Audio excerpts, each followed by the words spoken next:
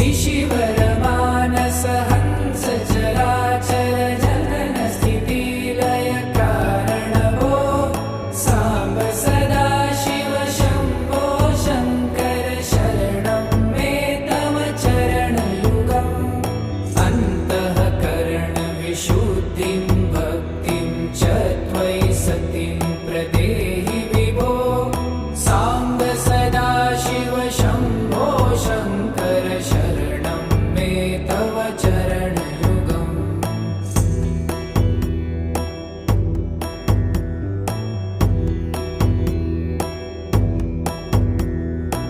करुणावरुण